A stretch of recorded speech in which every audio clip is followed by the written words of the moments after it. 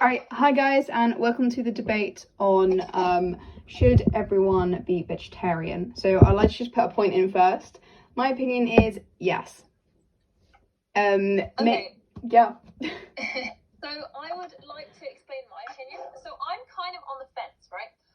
It's a balancing, and it's more from a position of access to certain goods and products and focusing it more.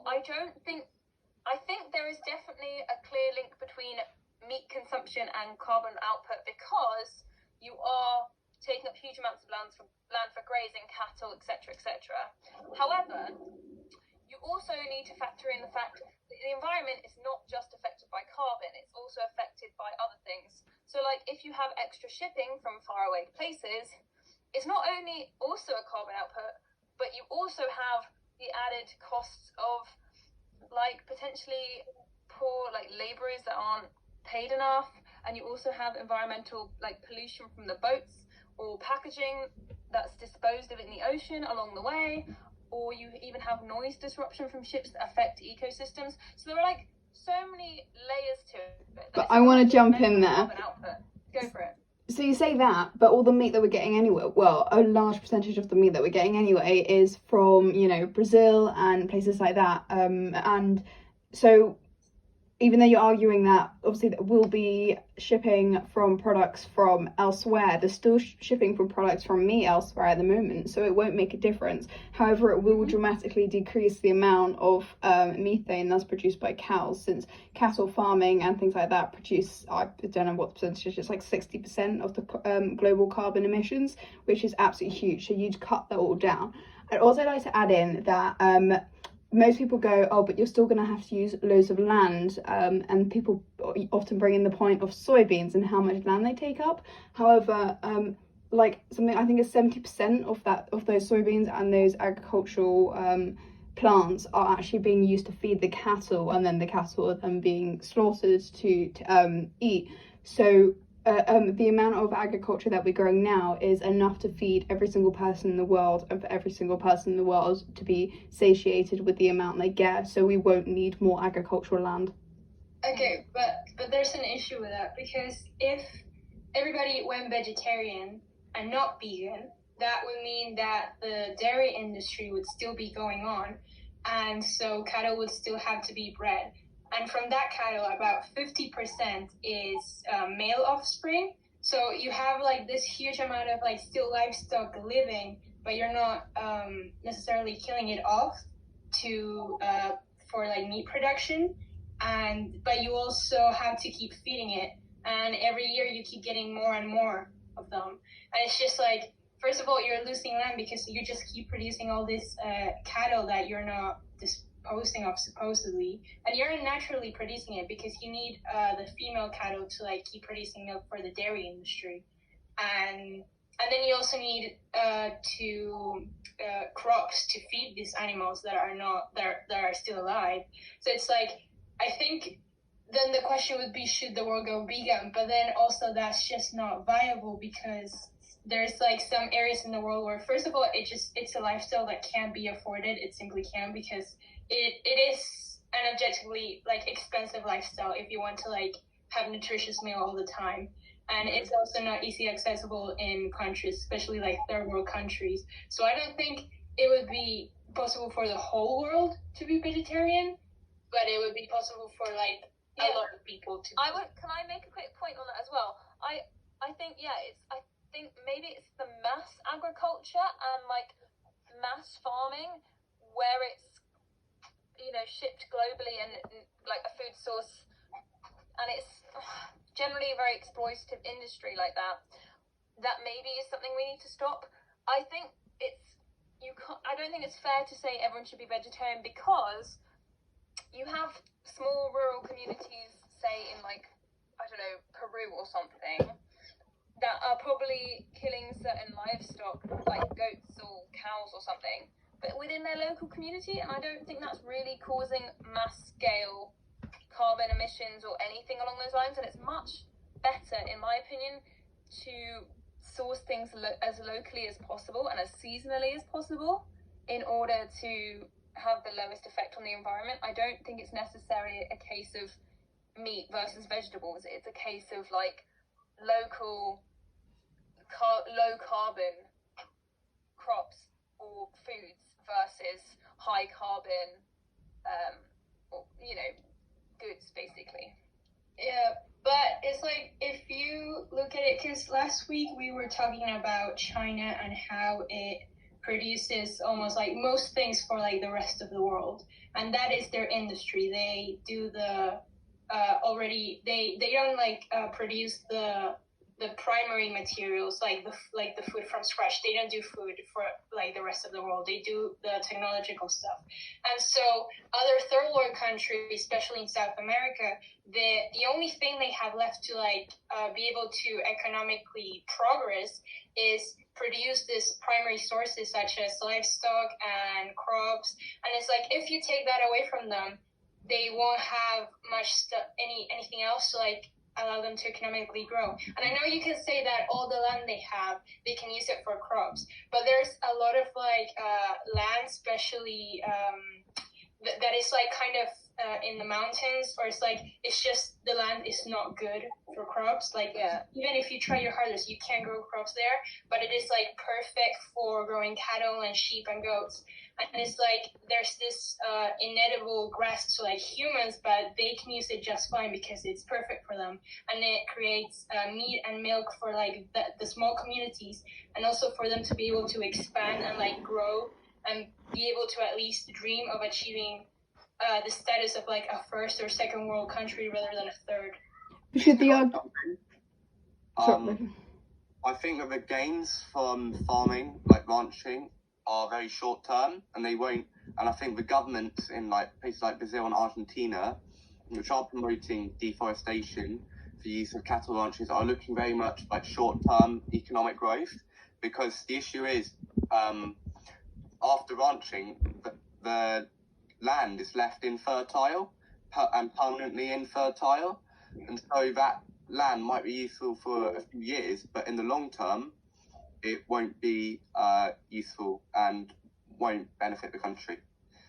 Should the argument then be that first world countries should be vegetarian? Because I agree with the locally sourced foods, like places like, I don't know, Sri Lanka and places like that, like it's so much more environmentally friendly for them to have, to kill the goats to have that for their dinner rather than to ship in XYZ from wherever.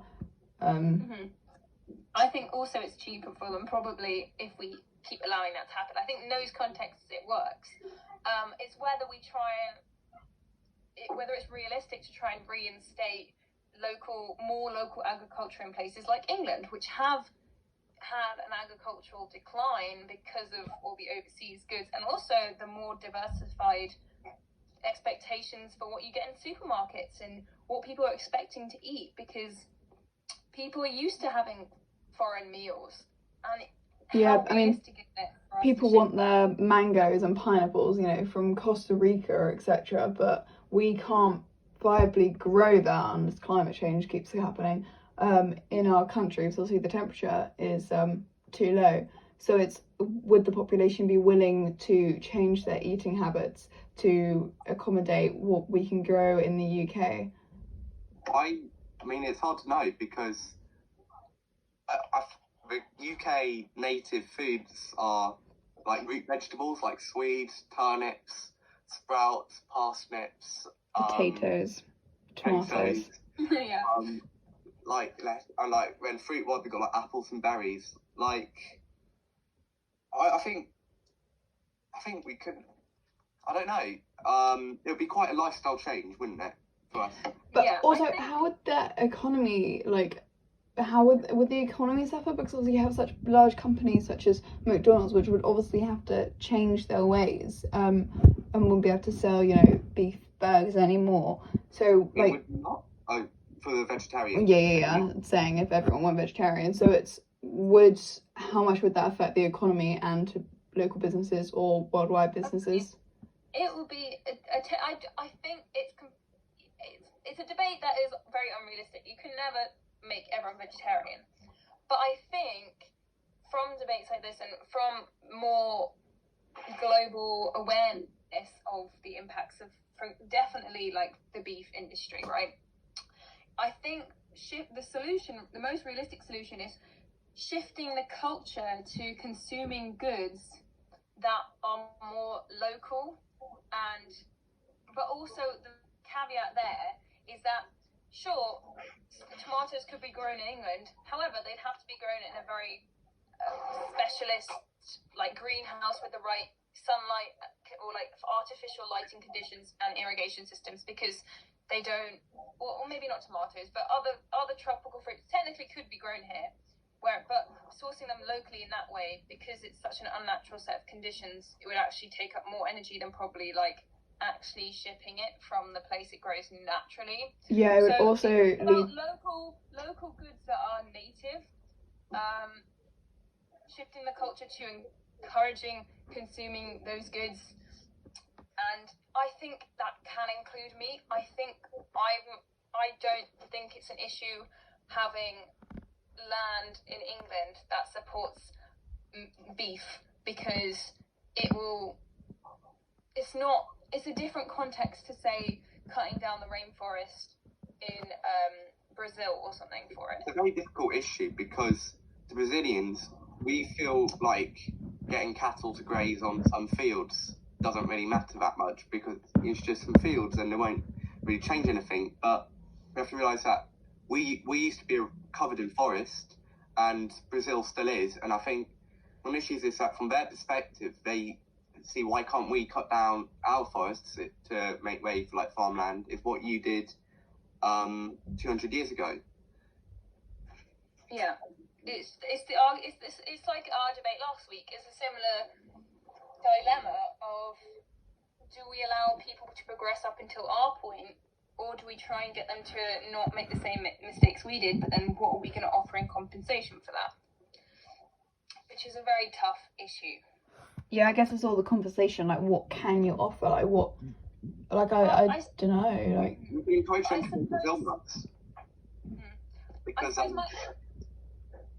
my argument is that I think meat actually isn't necessarily the worst thing. For example, if you have meat from up north being taken down to London, the carbon footprint of that is going to be less than probably certain cocoa beans going through the whole process of being shelled and etc., and then processed into chocolate and then shipped from probably, get the beans, ship them off to another country, get them processed, then ship them back to the consumer country. And like, I feel like things like that where it's, and watch the other YouTube video that I just posted if you want to learn more about that.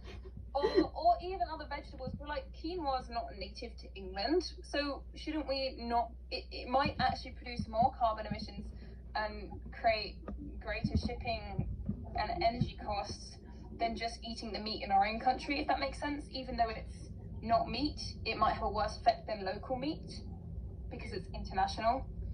I think quarantine, if anything, has showed us that there are loads of products that we don't have access to anymore, and we thought we wouldn't be able to survive without them, or like some people kind of thought so. But it's just like, it's easy when you have to like leave on things that are easily accessible. Like, there's a lot of exports that kind of have stopped because of the whole coronavirus issue, and like, trading kind of having slowed down a bit. And it's just like, things are starting to kind of pick up back the pace and like going back to normal, but it's just like people don't realize we actually, for a little while, we could survive in those conditions. So it's not impossible. It's maybe it's not the best scenario, especially with with like all those trends about eating exotic food and like having all that kind of stuff. But I think it is accessible, especially for people in a first world country like this. I also think we do have to add in ethics. I mean, like, I don't think a lot of people actually think when they're eating meat, oh, I'm eating a live animal that is, like people complain about the Yulin Dog Festival in China, I think. Yeah. But is it any worse? But dogs that's than what I'm actually saying. dogs? I don't see a difference between the Yulin Dog Festival and what we have every single day with all the, you know, cows being slaughtered and things like that, because Yeah. their end of life is still just as torturous as the dogs are. But the only difference is that we have made dogs into our pets and we see them as friends. Yeah, it's a perception. But can I make the point? Okay, so imagine a lion. Would you complain if a lion kills a zebra? No, because that's their natural way of life. We are animals, and so our way of life. But we're not designed to be meat eaters at all. You can tell by our teeth and the way that we have evolved. Theoretically, And it's not natural to farm loads of animals. In fact, at least that zebra had it was an organic zebra. I can promise you that much. yeah. It was, running through the prairie before it got killed. But we are, at a But the lion owns the prairie, so it's technically that. But it's still the quality of life of zebra is far better than the quality of life of many factory farmed, chickens. So are you saying that like hunting is better? Yeah. Well, yeah, it is. I think. Okay. I think But why is fox hunting? Why has that been banned? Is it for Why is that now illegal? eating foxes? Yeah, people aren't eating foxes. They're doing it for a sport. I think that personally, if you go out and you hunt your pheasants or your, whatever, and you eat them, it's so much better than going to a shop and buying your pre-made burgers. However, people have a bad view on it. I think that if you eat meat, you should be prepared to be able to kill your own animal. If you can't look into an animal's eyes and kill it, you shouldn't eat it. So you're saying we should flip back to subsistence farming, where everyone kills their own food? No. I think it's more just, at least as a consumer, thinking about what you're consuming and thinking about taking that into consideration whether you would actually be okay with it. It's not actually physically doing it, it's just at least thinking about it. There is an issue though that lots of people will say, okay, I thought about it and now I'm going to forget about it. Thinking about it is only so good.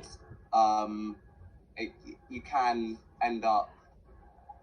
I think another argument is, smoking packets, how they have on the front, this can kill. So can meat, as it increases your cholesterol. Should there be stickers on meat saying this could kill, or should there also be stickers saying, because I've seen in supermarkets before, like vegan activists.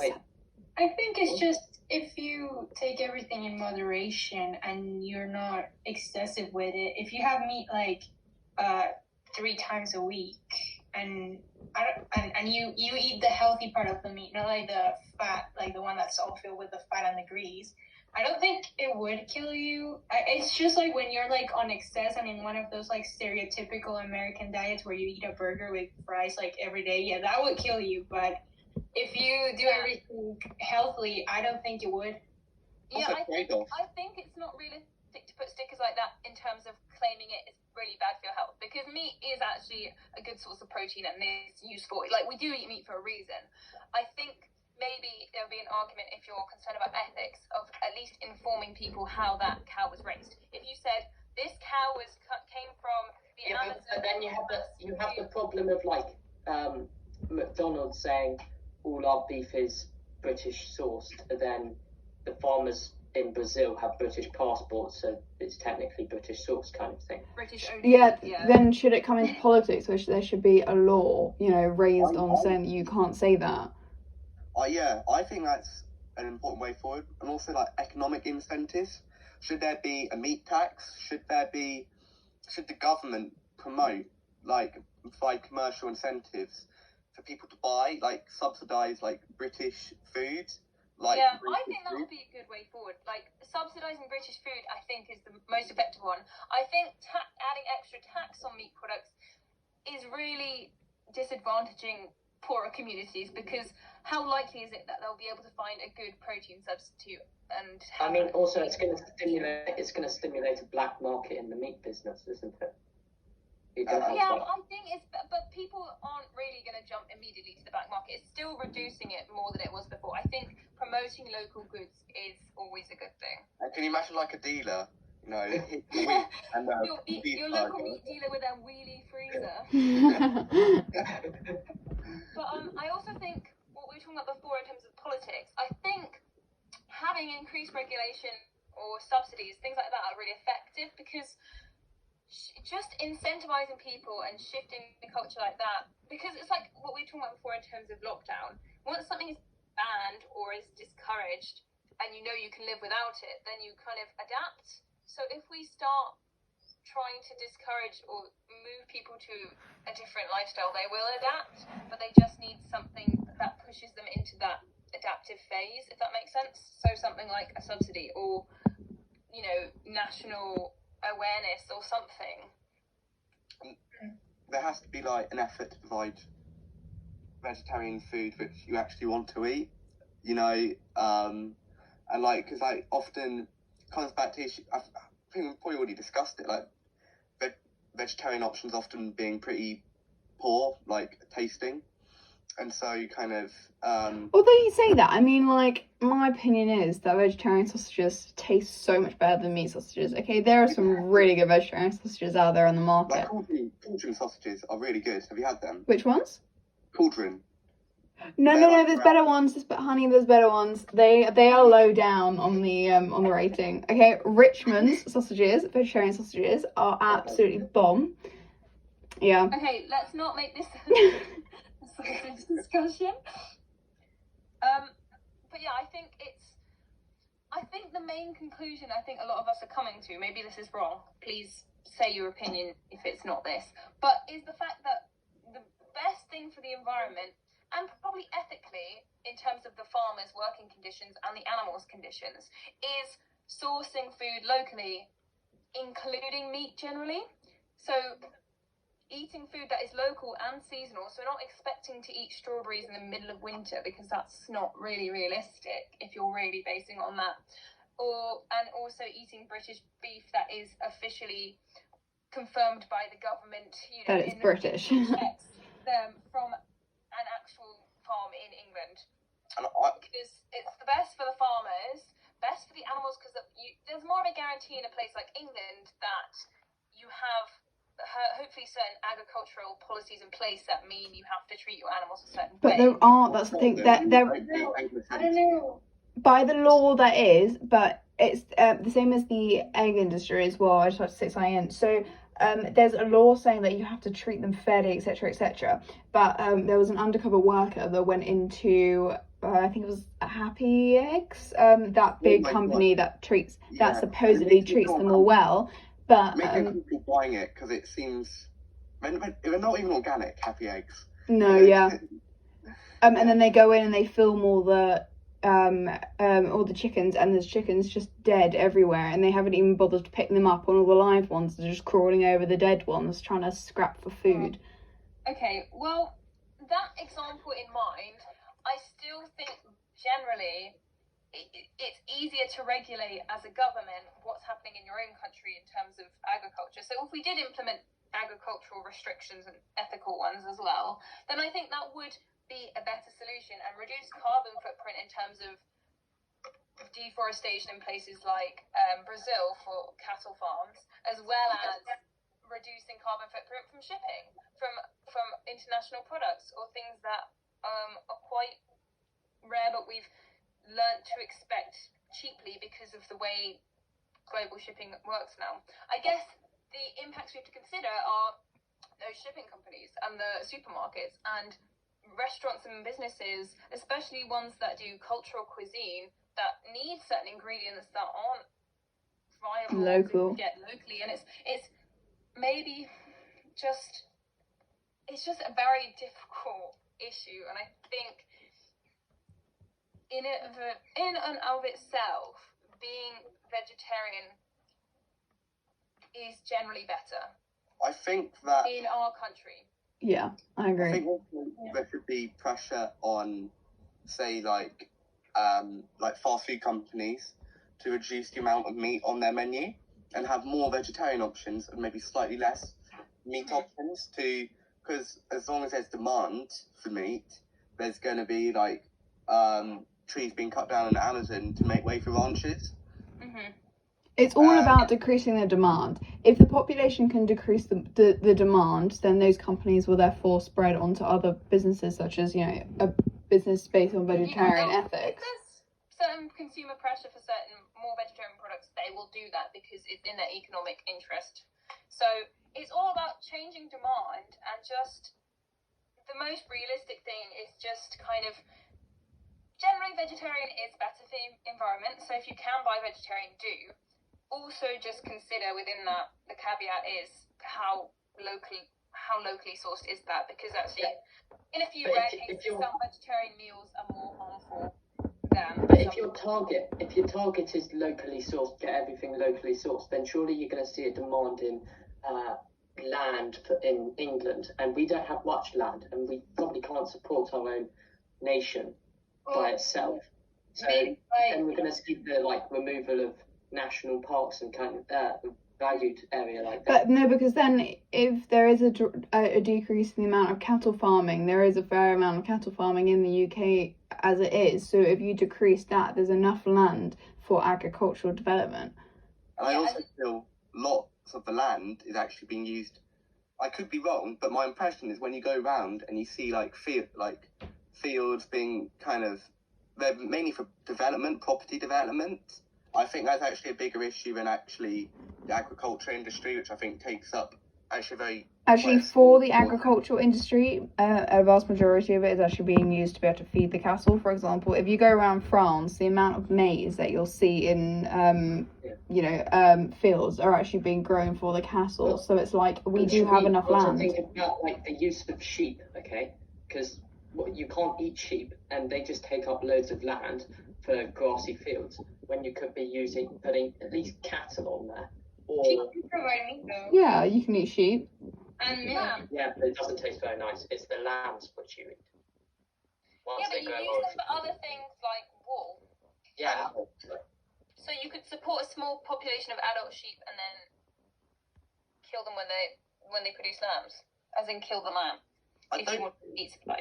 I have a big issue with organic farming, but that's the thing. Why organic farming can't support massive demand, which is why, because I think often organic farming, when you go to Wales stereotypically and you see the sheep on the hills, and I am Welsh, so I can say that.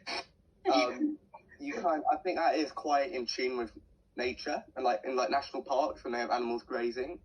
But I think the issue is when you have It's the balance, because obviously they then take care of the grass and they prevent it from overgrowing. So you need an ecological balance. We can't just have humans everywhere. We still need these other animals to be able to. Yeah, but that grass originally was a forest, so technically it's not an ecological balance. No, but it's the best that we can It do. adapts to become a new ecosystem, though. Ecosystem succession. Also, kind of linking back to your point about England having to grow probably more cattle and more agriculture due to not trading with other countries. Even if by locally, at least as a first step, you can. It's a bit put at not gonna work that well because of the Brexit issue. But it's better to at least trade with European countries who are really close, rather than export exotic fruits all the way from Asia and those countries, and meat from South America. It's locally, I mean, it doesn't literally have to be the pasture lands of England and kind of keep it 100% British, because even then that is a bit with the population growth, that is a bit unrealistic. But if you keep it within Europe and you keep trading relationships well, I think that should work out as a first step. I agree. I think I'm going to have to make a conclusion here, because Yes. we're running to the end of our debate. So I think the conclusion, at least on my part, and people can add in a little bit at the end, is that we need to decrease demand for meat, because the current system in place is meat is mass-produced in foreign places. And so by reducing meat consumption, we're reducing carbon footprint and a lot of other issues within that. So as a British citizen who are all kind of in decent economic situations, we should try to be more vegetarian. I agree. I think This will decrease, and then also within that, if we really do want to be as environmentally friendly as possible, be more vegetarian and try to eat more locally. And then, you know, if you have to have meat, have it from a local source if you have to. Yeah, so I think that my conclusion is the same pretty much. If you have the opportunity to be vegetarian, and otherwise eat locally sourced foods. And if that's not realistic for you for your diet and your income, at least try and be flexitarian, like some people, where just eat more vegetarian meals where you can. You don't have to be super limited all the time. Just have an awareness that it's eat vegetarian when you can.